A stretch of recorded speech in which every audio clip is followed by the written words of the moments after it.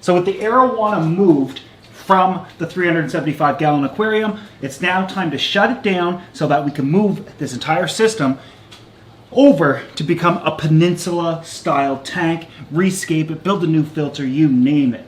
But before we can do all that, we have to tear all of this out, try to save as many of the plants. The first thing that I did while the Asian arowana was technically still in it was remove all of the heavy rocks. I did this because, well, it's one less thing I have to do the next day. As the tank is draining over here with the hose, we're gonna go ahead and see if we can't get this big background out of there, which is technically a few pieces.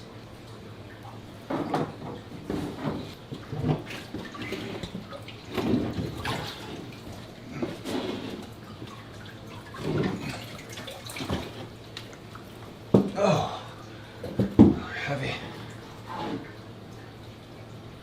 Oh, I forgot all the silicone was on the back. How am I going to get that off? Well, that's one extra thing I got to do. What a nightmare. Remember when we had a different type of background on there? And I siliconed it on there? Well, now I forgot I didn't remove all the silicone, so I got to deal with that too. Good thing is, like, silicone doesn't really adhere to acrylic as other substances, so for the most part, I'll be able to rip a lot of this off. But I'll probably have to get most of it with a razor blade or something, I'm not sure. I'm gonna wait for the water to settle, or for the tank to settle, all that cloudiness, so I can see the plants properly. And we're gonna take them all out, and when I do, I'm putting them in this little kiddie pool because it's easier for me to be standing way up here and then just drop them in. Plus, there won't be piles and piles of plants sitting on top of each other in a bucket slowly, killing each other off. Oh my. That is a lot of roots. You really can't get any healthier than this. They're going into a tank with a ton of substrate, so they're going to be fine.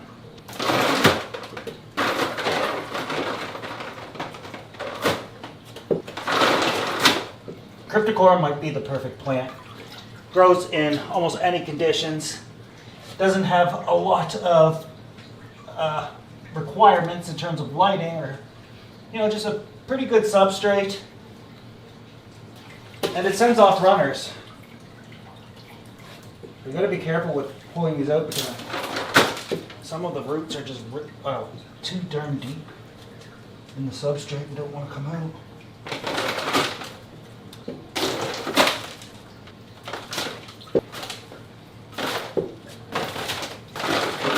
I'm working in complete darkness now. I can't see anything.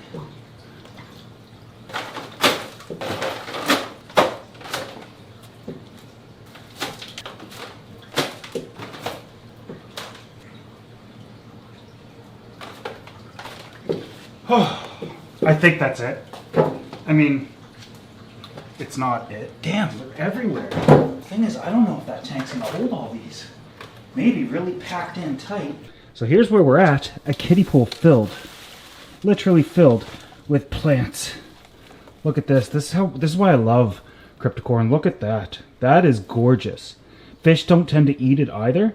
It comes in a multitude of colors, from green and browns, reds. I like the greens and browns because they don't require any incredibly high light. And we get some swords in here too. Man, I don't know if this is gonna fit in my tiny little grow out. Let's go take a look at it. And just for the time being, it's underneath the 700. 60 gallons. It's 4 feet long, 16 inches front to back, and I got like 4 inches of substrate in there. Meaning that these plants should do okay in here for quite some time. I'm hoping to plant them as close as possible this way and zigzag, and when then I run out of space, then, well, that's it. I think that's enough of a cryptocorum farm for me. I'm getting more and more inspired setting up these propagation tanks, breeding tanks, etc.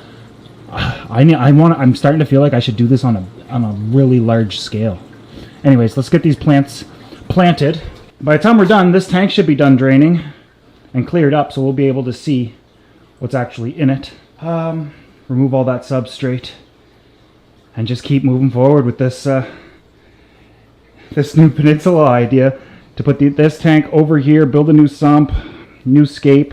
We got to still paint all this, face it, that sort of thing. Arowana is doing just fine. I just moved him. He's swimming around. He's doing good. All right, let's see if we can't get all these planted. That's going to be the challenge.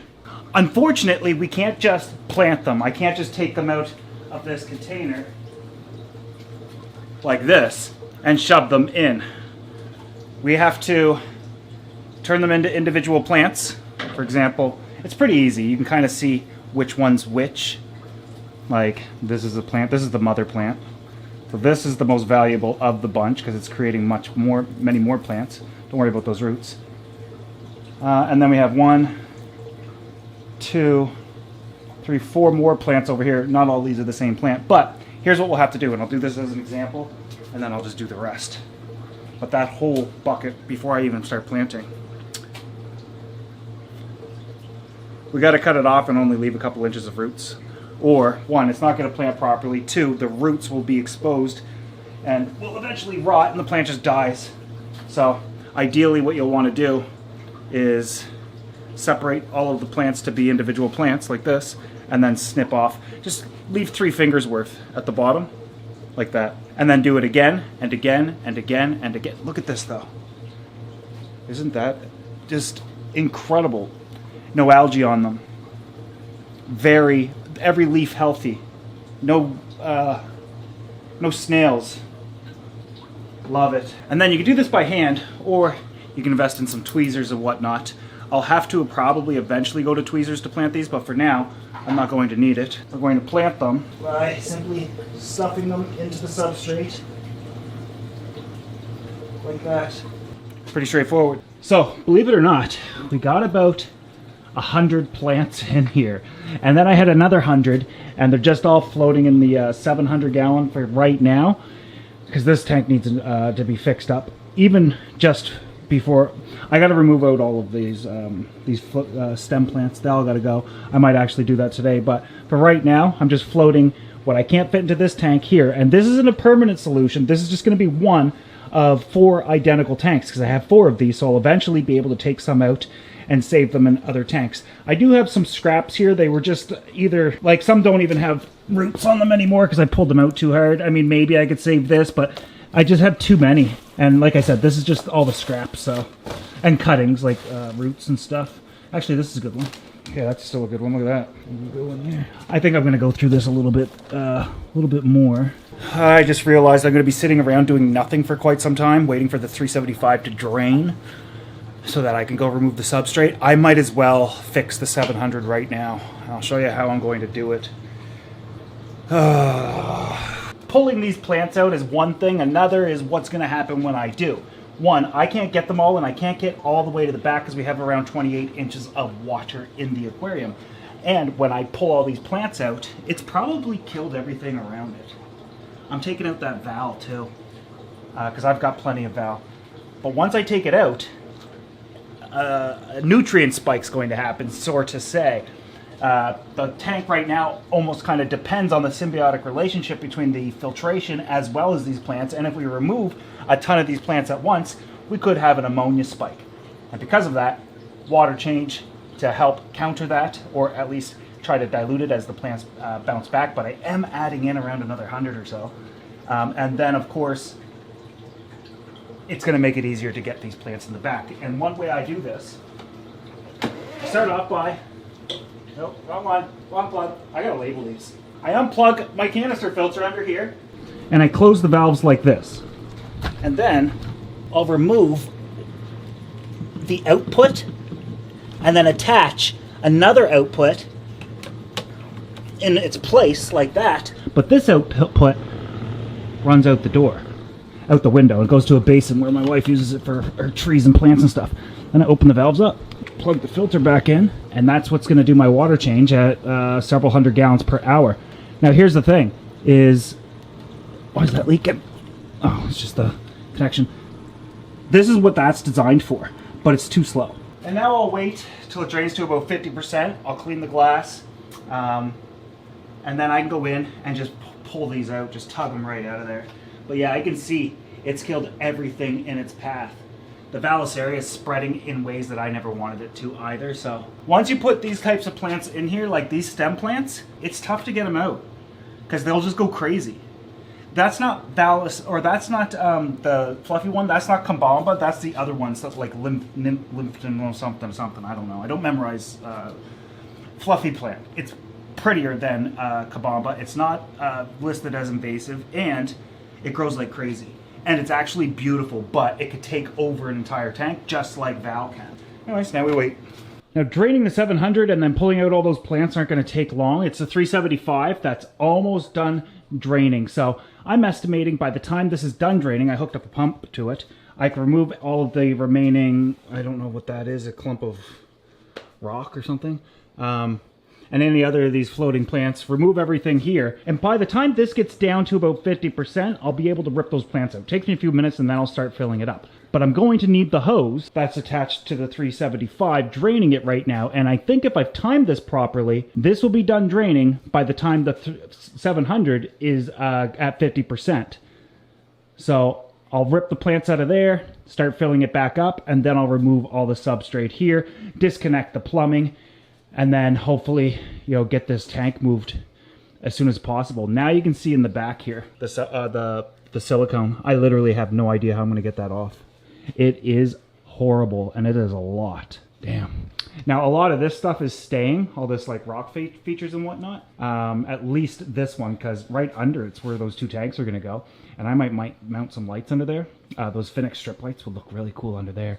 And then all of this stuff I'll redo. I got to do another paint job because the back wall here is black. Although I'm going to have a tank there, so I don't really care. But all of these plants and rocks and stuff, it's going to cover the entire gallery and all the stands. And I'm going to have big, tall plants in between the two tanks. It's going to look really cool. I was actually thinking I might put my desk here. I don't want to go there because it's in front of the window. But if I went here, because this one in between these two is 24 inches. But in between these two is technically going to be closer to about 32 inches, just because I miscalculated. This will go against the wall, and it'll open up more. The filters won't be here, and I'm thinking I might put my little desk here, so that when I'm sitting here, the backdrop is the 375, and then that rack of tanks, or that wall of tanks.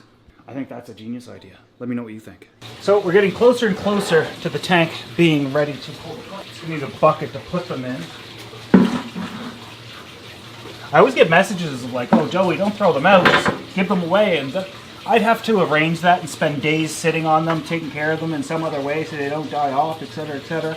I guess I could like plan in advance, but instead, I'm going to start my own little nursery. The downside to like pulling them out like that, the way I'm going to do it, is sometimes it leaves a lot of the plant behind. Yeah, this is literally taking over the tank and killing my big juicy swords. Good part about this plant is it does suck up a ton of nutrients, which is why doing the big water change at the same time is so important.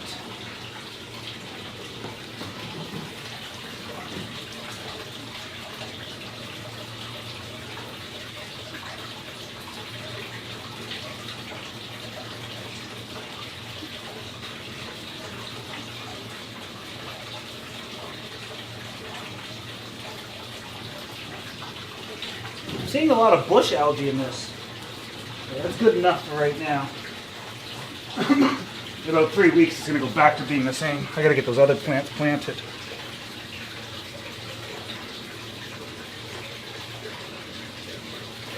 So we definitely did a good job in removing all of the plants. There's nothing really left in there. All we got to do now is remove all of this substrate, which is going to take some time and a lot of elbow grease. And to do it, we're going to need a dustpan, just an older one. A couple of buckets. Well, even though there is some water in here, it's fine. We scoop up what we can and let the water run off and put the rest in the bucket. I know that I'm going to create quite the mess on my floor, but I can sweep that up when it's done here. And before you know it, after 9 buckets, 5 gallons of pop, 45 gallons of substrate, it's all out. Obviously, I gotta get this algae off of here.